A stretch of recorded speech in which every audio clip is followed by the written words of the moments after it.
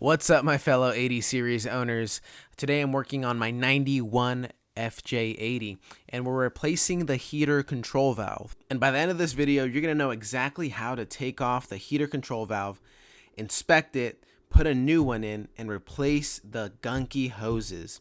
Yes, gunk like this is going to be taken off and it's going to unclog your cooling system, which will be huge. It will do wonders for the engine cooling. So if you're new to me or you're new to the channel, I make a ton of Land Cruiser videos specifically for the 80 series Land Cruiser.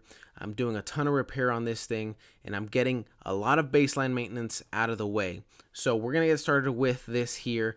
This is the heater control valve. It's actually very easy. It looks kind of scary because all these tubes and hoses are coming out of the heater control valve, but we're gonna address all of it and I'm gonna show you how to take those crazy clamps off, and we're gonna have a lot of fun. So sit back, relax, watch the video, and that way you can get some insight on how to do it yourself. So first off, I want to address why you should do this as preventative maintenance.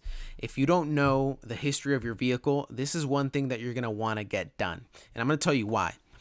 The heater control valve is a plastic valve, and that basically regulates how much coolant goes into the heater core, and that's basically what kind of runs your heater on the inside of your car.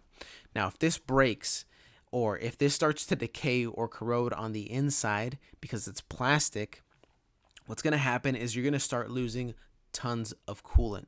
Now, this is not good because losing coolant causes your engine to overheat, and when an engine overheats, then you have to spend money on a new head gasket, maybe a new top half of your engine. So the point of this is to do that, get that squared away so we have minimal points of failure on your 80 series. All right, let's get started with the repair. I'm going to show you at the very end of the video all the tools that you're going to need to make sure that you do it successfully. First, we're going to start off on the left side of the control valve. So I'm going to go ahead and take a 10mm and loosen that up. I'm recommending a 10mm instead of that Phillips head because these are known to strip. So let's go ahead and take that off, take off the clamps, and then you're going to struggle a little bit with pulling this off. Move it back and forth to loosen or break up the corroded coolant that basically gets on the line. And what I did was I noticed there was a lot of gunk in there, so I cleaned that off. I took it out and I hosed it down and got all that gunk out of there. Next thing we're going to do is we're going to take off those crazy clamps that are also on the heater control valve. And these were a little weird to take off, and I'm going to show you exactly how you're going to do it so you don't have to struggle like I did. So I grabbed some pliers, some needle nose pliers, and I just kind of twisted them until they loosened up. And you're going to see here how to do it completely loosen it up here. So just keep going and going and going. And then once you get it nice and loose, you can pull it out. So you're going to have to pull really hard on this to pull it out. And then that basically wraps around that hose. So you can just unwrap it and pull that off. All right, now we're just going to take off the other side as well by pulling it straight out and kind of wiggling it out like you saw in the video right there. Now, what we're going to do is we're going to pull off this hose that's connected to the bottom of it, right? So we see the heater control valve up here, but down here we see the hose, and we're going to pull this hose off, and it's really gunked in there. So I'm going to get some pliers, and basically what I'm going to do is I'm going to move back and forth to loosen up and break up that corrosion that has built up over the 30 years of this thing being in service, right? So this thing being in operation. So you see here, I have my pliers.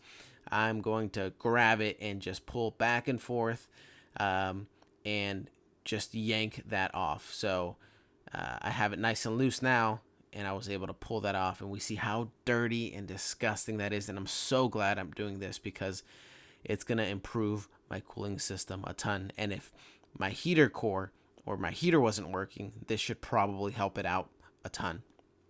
Okay, now we're going to take off our heater control valve with a 10mm, and we're just going to unbolt that, and there's a wire connected to it, and that disconnects pretty easily. I'm going to show you here how to do it because I couldn't really capture it. There's a little clip right there, and you just kind of unclip it, and as you can see here, it just easily unclips.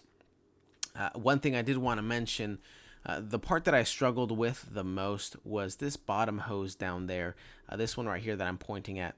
And the reason why is because it was just so deep in there, and to get a set of pliers to actually pull that off, or remove that and then get it loose, was really, really hard. So like I said, I'm going to show you at the end of the video a super cool trick that I learned while doing this that is going to help you a ton and cut your repair time in half. Okay, so now we have it pulled off completely, and we can see how gunky and disgusting it is. So I'm going to clean that out, and we're going to take off this other hose by removing the clamp, and I'm going to show you another trick here. So if you want to take off the hose, get some pliers, and you're going to use a ton of different pliers for this, and just kind of twist it. You don't want to pull it in one direction, but twist. As you can see, I'm kind of twisting it clockwise, then counterclockwise, and that's what I'm doing, is just breaking up the corrosion, and then once it breaks, then it frees up pretty easily. Okay, so now that we have the hoses pulled off, you're probably wondering, how are we going to replace the hoses? Well, you can get these at your local auto parts store. This one right here is going to be a 1/2 inch, and this one down over here is going to be a 5/8 inch. You can get a foot each, and that'll be more than plenty. And then just cut them exactly how you, the same size that you took them off, right? And so you're just going to fit them back on. It's super easy, piece of cake. And next thing you're going to do is swap over kind of the components that attach to the heater control valve, because the one that I purchased didn't come with them. So now that's swapped over, we can install it. So we're going to install it just the same way that we pulled it off. So first we're going to put this one back in there, and keep in mind, if you're going to start installing it, make sure that you have your clamp already set in there. Like this one right here, I'm setting it, and then the one down there already have it set. So that way you're not pushing it in all the way, and then you realize, whoops, I forgot my clamp. So you have to pull it out, and that, putting it back is a struggle. So you're going to struggle a little bit moving it back and forth and pushing it back. One thing that's going to be super helpful for this entire process is using a ton of different pliers. Yes, long ones, short ones, small ones, big ones, all kinds of pliers, as many as you can get, because it's going to be super helpful. And you're going to notice right here, right? This is a little different angle where that the bottom heater hose connects to, and that is probably the hardest location to pull off. And that's the one that I struggled with the most. So I'm going to assemble everything back together. I got these regular hose clamps from the auto parts store. I kind of got them in a hurry. I wish I would have gotten, just a bigger set from like Harbor Freight or something, because they sell tons of set of these for pretty cheap. So anyways, hindsight's 2020. So we have it all connected. I'm doing my last check to make sure that everything is in order, that there's nothing that I forgot, heater hose that doesn't have a clamp, anything like that.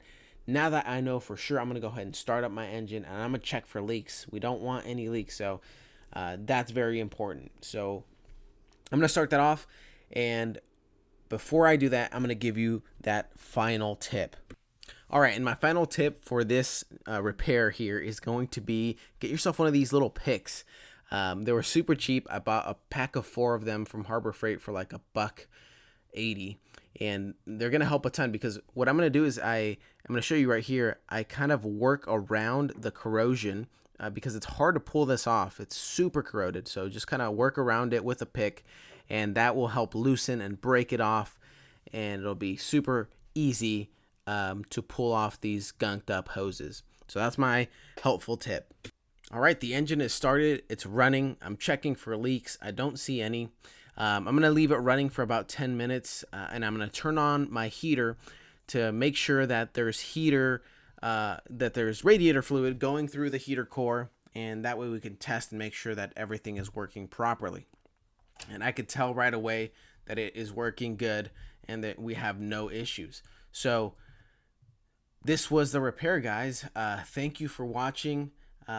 Like I mentioned before, the main thing you're going to need here is all kinds of different pliers, needle nose pliers, long pliers, all kinds of pliers, as many as you can get, as many as you can find. That's going to really help you for this repair. Thank you for watching. I hope this was helpful to you. I hope it was somewhat informative, and I hope that I was able to give you some tips, something that you're able to take home. So have a good one.